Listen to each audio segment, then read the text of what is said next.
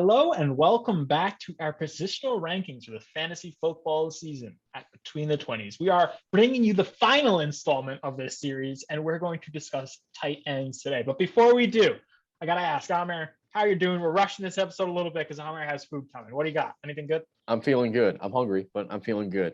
Let's send it. Tight ends, always a volatile and pretty crazy position in fantasy. So I'm glad we're talking about it today. Let's go. Yeah, we were just talking to Bryce about his potential draft before. He said he's thinking about taking Darren Waller in the first round. Whoa. First round in a two-keeper league. So Yeah. we need to make a distinction. Yeah, there's a little bit different. I'm telling it before. It's like the keeper league just changes everyone's rationale and everybody just loses some sort of rationale. I understand your point there, but not to mention I have 2 first-round picks in that draft, and I'm keeping 2 receivers. So he doesn't even need Devontae Adams, even if he's there. Or Bryce going to say, I'm good. Devontae Adams still might have to take. All right, let's get this show on the road here. Number one overall, I think the way that these tight ends work out personally is that we kind of have a very solid list in the first 4 that you can kind of have a little bit of argumentation about how exactly they should be ranked. And then from 5 on, it's kind of a bit of a, kind of random for sure. But at number 1, we have consensus number 1, 2, and 3. So I'll let Amir speak to and 4. So I'll let Amir speak to our first number 1 pick, or our first tight end, Travis Kelce. Yeah, Travis Kelce. He's like a wide receiver in a tight end's body, so you're just getting an extra wide receiver if you draft him and play him at your tight end position, which is always the advantage. If you draft him, you'll have the advantage against everyone else in your league at that one position, which is huge in leagues like that. I think everyone talks about where you're supposed to draft its first tight end, and Travis Kelce is essentially, like I said, a wide receiver. So I like drafting him end of the first round, even beginning of the second. If you get him at that turn, that's fantastic. You're just getting probably the greatest fantasy tight end of all time. And that's all I can say about him. He's unbelievable. Best offense in football, best quarterback in football. Not much to add. And I'm sure you guys agree. Bryce, you agree? I really have nothing more to say. He is about as elite as it gets. Amir, I agree with you. Back him in the first round. Once you start to hit like that skid of running backs, when it doesn't make sense to take it, again, you lose your league in the first and second round. You win it in the late rounds. Take a guy with floor. Take a guy that you know, and it's just going to be there week in and week out and get, like you said, the positional advantage. Yeah, I agree, and I also think that there can be a nice spot to take him in that late first, early second round, like B said, where there's not a lot of great running backs, just some questionable wide receivers for that spot in the draft. Number 2, we all have George Kittle. Bryce, you want to tell us a little bit about Mr. Kittle? Yeah, George Kittle is while Travis Kelce is the best fantasy tight end, George Kittle is probably the best all-around tight end in football. He's on the field, I think it's 98% of the time, because he's such an absolutely absurdly good blocker. The guy's always there. They may have Trey Lance coming in later in the season, which may actually increase George Kittle's value with a quarterback that can actually throw the ball relatively well downfield as opposed to Jimmy Garoppolo. But George Kittle, like Travis Kelce and like Darren Waller and like Mark Andrews, guys that we know, these are known commodities. You know what you're going to get day in, day out, week in, week out. He's great. The only concern that we have about George Kittle, just generally speaking, is can he stay healthy? He does get banged up. He does play those absurd number of snaps. So it is a bit of a concern, but at tight end, everything is a concern. So for me, it's totally worth it. We all have him at number 2. He is as good as it gets. And it's very rare that you get a tight end who's the number 1 option in his offense. George Kittle is the number 1 option in the 49er offense. Take it when you can. Yeah, I think Kittle, Bryce nailed it on the head. I think I'm not too concerned about the injury, and neither of you guys. We all ranked him at 2, but because he's been extremely durable with the exception of last season. I don't know, something about the Niners last year. They must have put something in the water at the practice facility. All of them. I think it was actually or the turf, the grass at or the Stadium, MetLife Stadium turf. Cursed them for the rest of the season. But yeah, George Kittle is always going to be on the field. He's unbelievable after the catch. If Jimmy G stays in, he'll get those short yardages and he can take them 70, 80 yards.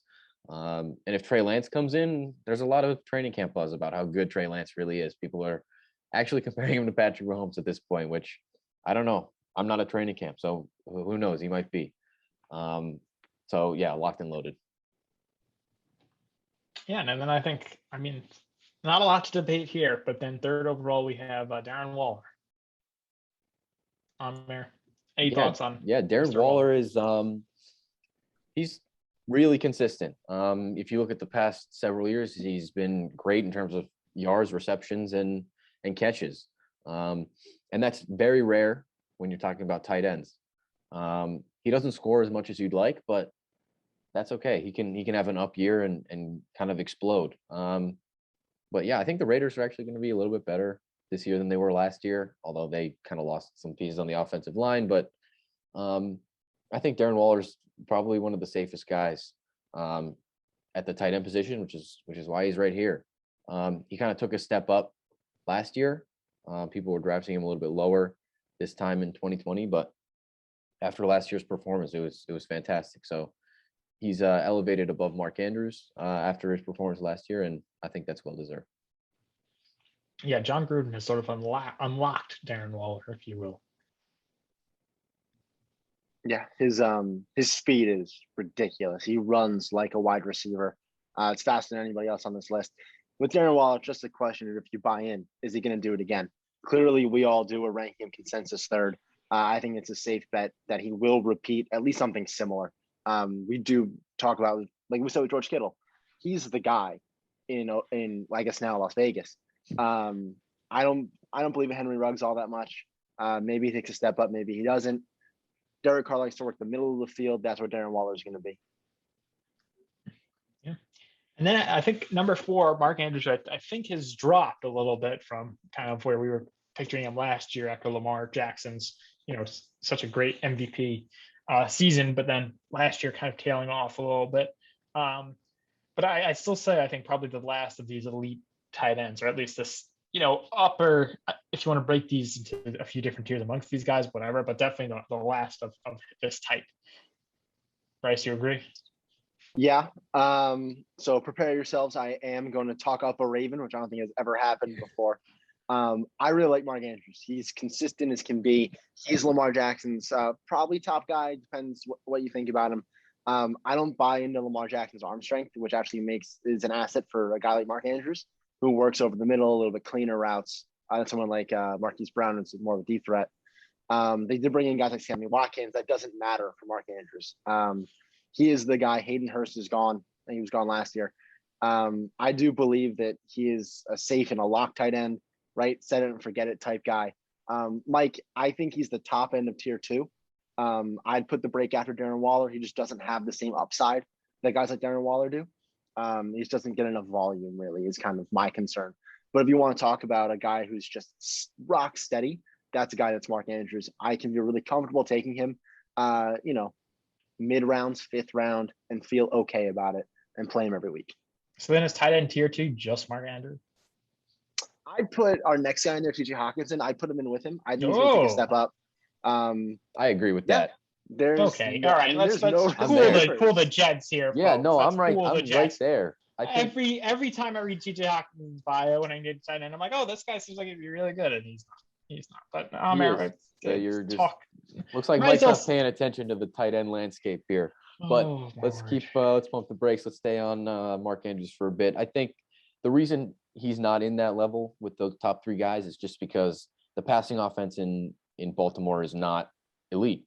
They're a run first team, obviously. When the Las Vegas passing offense isn't elite either. No, but Darren Waller has proven to be good even with a yes, I see what you're saying. Offense, passing offense. And the Raiders are definitely more of a passing offense than a running offense. I think that's fair to say, especially when compared to the Ravens, who run the crap out of the ball. I mean, they got Gus Edwards, they got J.K. Dobbins, and they got Lamar Jackson. So that 3-headed beast of running backs, I mean, why not use them to run the ball?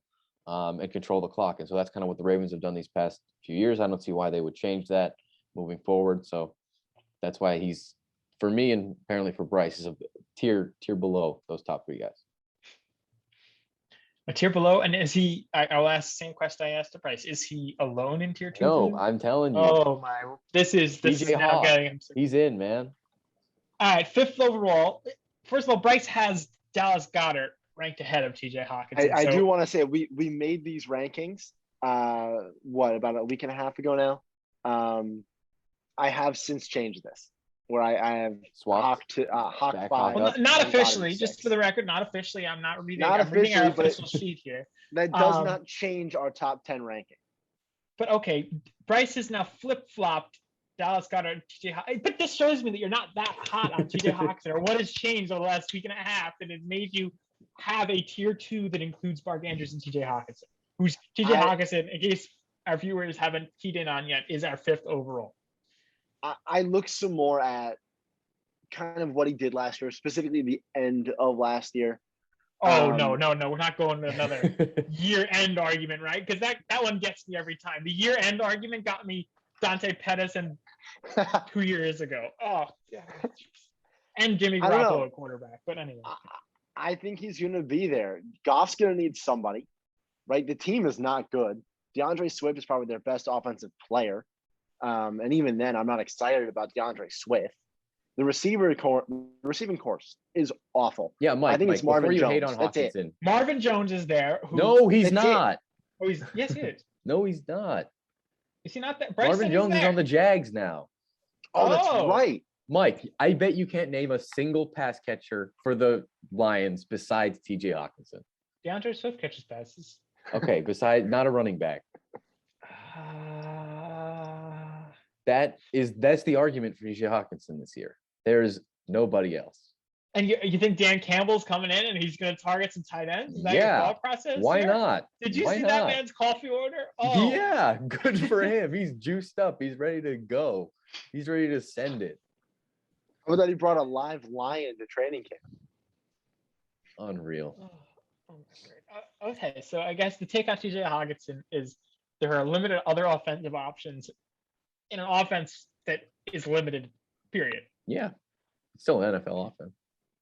All right. So TJ Hawkinson is in it. Anybody else have anything they want to add on TJ Hawkinson? No. At the 6th position, we have a tie between Dallas Goedert and Kyle Pitts. Kyle Pitts, I actually have 5th overall. Everybody else is a little bit less bullish. Amir has him at 7th and Bryce has him at 8th. But and then in terms of Goddard, Bryce has him in 5th and apparently a fake outdated ranking. I have him at 7th and Amir has him at 8th. But Amir, you want to get us started on kind of just discussing these two, Goddard and Pitts? Yeah. So Kyle Pitts, I think a lot of people are drafting him a little bit too high. I'm looking at my rankings. I think at 7, I think is a little bit high because look, he's unbelievable. He's kind of got that wide receiver skill set in terms of raw physical talent. And he was drafted 4th overall into an offense that's going to throw the ball a ton. But if you look at the history of the NFL, tight ends never are very fantasy relevant in their rookie season. I think for him to reach this ranking at 7 or top 6 tight end, he would have to be the greatest rookie tight end in the history of the NFL, which is probably not something you should bet on. That's probably not a smart bet. And so I don't think he's going to end up on any of my teams. I think he's probably going to get drafted way before I would take him. Especially since after you get past those top 4 or 5 tight ends, I'm probably punting the position till very late in drafts unless someone slips further than I expect them to do. So I don't see him on my team. I think he's going to be fantastic in the future. Dynasty pickup, absolutely. Top 3 dynasty pick this year, but I think for this year, I'm not huge on Kyle Pitts this year. Bryce, do you have any takes on the 2-headed dragon of Goddard and Pitts? I'm going to spend a lot of time on Kyle Pitts. I'll very briefly, I agree with you. If you look at our top 10, there's only one guy on here that was at least somewhat fantasy relevant as a rookie, and that's Mark Andrews. And that was by accident. if you remember, Mark Andrews was the second rookie tight end on that team behind Hayden Hurst. So no one had expected that. But if you look at guys that underperformed as rookies, Hawkins underperformed, Fant underperformed, Gesicki underperformed, all as rookies, and then all have kind of floated up again over time. So I think pump the brakes on Kyle Pitts. Pitts is better than all three of those guys as a fantasy asset, at least coming out of the draft. But pump the brakes a little bit. I agree with you, Amir. People are going to draft him way too high for me to actually own him. But if you can get him at value, it's a really interesting play. I'll speak a little bit on Dallas Goedert. Goddard is interesting. We don't know what's going to happen with Zach Ertz. He's still on the team. I don't think he's going to be on the team much longer. He's probably gone by the deadline at the very latest. But even throughout last year, we saw Ertz was falling out of favor, and Goddard was much more of the guy. We get a full year of Jalen Hurts. We don't really know what that's going to look like. They bring in Devonta Smith from Alabama. It's interesting. Goddard also has some of the wildest stat lines I've ever seen. It's like 8 catches for 25 yards. But in half-point PPR, that's 8.5 points. I'm going to take that. So he's a volume guy, and you're getting, at the very least, some floor, which you can't say for a lot of tight ends, which is, I think, why he ends up in the tie for 6th. But he's a polarizing player because we don't really know what to expect from him. Yeah, Goddard's tough. I've heard some camp buzz about Zach Ertz, but if you watched him last season, he was not good. He was old. He was busted. He was getting a lot of targets, but he just wasn't doing anything. So I don't know. I think I'm leaning towards Zach Ertz. Probably he'll get shipped out of town pretty soon. But either way, I don't think Zach Ertz is relevant. I think Goddard's going to be fine. I don't think the Eagles are going to be particularly good, but I think he's probably going to be the number 1 target, maybe Dallas Goedert in Philadelphia. So. Can we get a check there on 8 catches for 25 yards and a half PPR? I do not think that math is quite added up. 6.5. Did I say 8.5? 6.5. 6.5 is how it adds up. Let's say you had a 2-point conversion too. 6.5. Because that would be very Dallas you Goedert. get 4 plus 2.5. Okay, 6.5. 6.5. And then if you get a 2-point conversion, which is also very Dallas Goedert to have a 2-point conversion. Who's next, Mike? What's up? Tied for 8th. We were just wrapping up our conversation. Amir's food's coming. I'm trying to. At 8, we have Noah Fant and Mike Gesicki, both tied for that position. In terms of rankings here, Amir has Gesicki at 9th. Bryce has him at 9th. I have him at 10th. And then for Fant, Amir has him at 6th. Bryce has him at 7th. And then I have him at 15th. Mike's never heard of this guy before. He's like, who's that? I just know I picked him up at some times, and then he just every time just flames out. Yeah, Fant is. I mean, he coming out of college, he was fantastic. No pun intended. Everyone loved his talent, but the question is just going to be about the Broncos' offense. Drew Lock / Teddy Bridgewater, and just that offense in general. I mean, they were not good last year. They're probably not going to be good this year, although I think Teddy Bridgewater is good enough to support a decent tight end, which is kind of why I have him here. And I think Noah Fant's elite athleticism can push him into that, I guess, middle tier of tight ends, that third tier, I guess, of tight ends with Kyle Pitts, Dallas Goedert, and Mike Gesicki. So that's kind of what I'm thinking. Yeah, I'd agree with that. Let's not forget Phil Lindsay is now in, I believe it's Houston. So they may run the ball a little bit less. Phil Lindsay wasn't a focal point of the offense after Melvin Gordon. He did throw some passes, though. He did. This is true. But no Phil Lindsay. They might throw the ball a little bit more. The question on both these guys, frankly, is the quarterback play. As we all know, I'm not a big Tua guy. But no more Devontae Parker in Miami. So that's going to open up targets for Mike Gesicki. Who knows what's going to happen? Jalen Waddle is now in there. I honestly believe that's also true. Will Fuller is down there. I honestly still believe that Miami's going to be a run-first offense.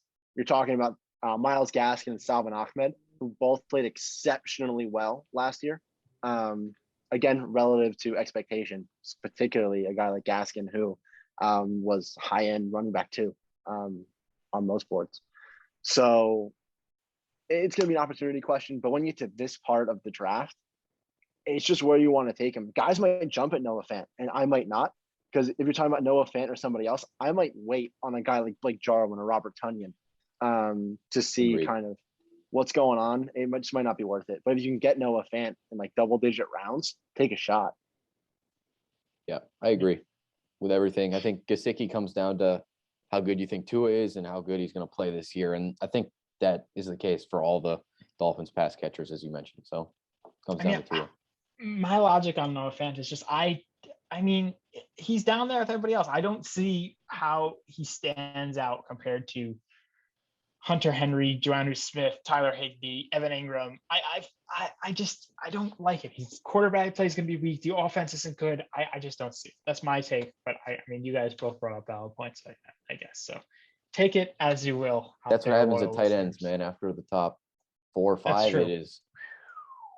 Yeah, that is true. Also, a lot of mouths to feed in Denver with Cortland Sutton coming back, because now it's Sutton, year 2 of Jerry Jeudy, and Noah Fant. This is true. Absolutely. And then to wrap up our positional rankings for 2021, we have Logan Thomas, the 10th tight end. Amir has him ranked 11th, Bryce has him at 10th, and I have him at 9th. Amir, want to get us started? Yeah, I think if you look at Logan Thomas last year, he was great. He was fantastic. He was kind of middle of the pack tight end that you could plug into your roster and play. And he was off waivers last year, which was great. But the Washington football team has changed significantly over this offseason. Ryan Fitzpatrick's now the quarterback. They still have Ron Rivera, but they're kind of changing everything. They added Curtis Samuel, and they still keep a lot of their pass catchers from last year, Terry McLaurin, Antonio Gibson, and J.D. McKissick. And so I don't see a lot of room for Logan Thomas to operate here. I think Fitzpatrick never in the past has really thrown huge to tight ends, and I don't think that this is any different. And so I'm not as high, especially coming off of last year. I don't think he's going to be able to repeat what he did last year, which is why he's kind of lower in that 10, 11, 12 range for me. Bryce, what do you think? I'm going to say something that might be a little controversial. I think the Washington offense is going to be tantalizing this year. Fitzmagic does that too. He's just fun. But let's look at the division they play in. The only tough defense there is the Giants. The Cowboys are, a turnstile. And the Eagles have nothing. They elected to take a receiver in the first round, which they absolutely needed, but they don't address cornerback. So now they're going to have a tough time in the secondary. Amr, you're right. He's like 5th on the food chain. He's behind Terry. He's behind Samuel. He's behind Gibson, who I, for the record, loved this year. So it's going to be a question of what's he going to be able to provide. If you buy into the Washington offense, go for it, but know that he is going to be bottom of the food chain there, as opposed to, at this point, 10th tight end, I might take someone more upside like Evan Ingram or, like I said before, Rob Tunyon, maybe even Irv Smith. All right. Anybody want to add anything on our tight ends here? That's it. Okay. And with that, we have completed Between the 20s positional rankings for 2021. Always stay locked into the page for our fantasy football content as we get closer to the beginning of the season.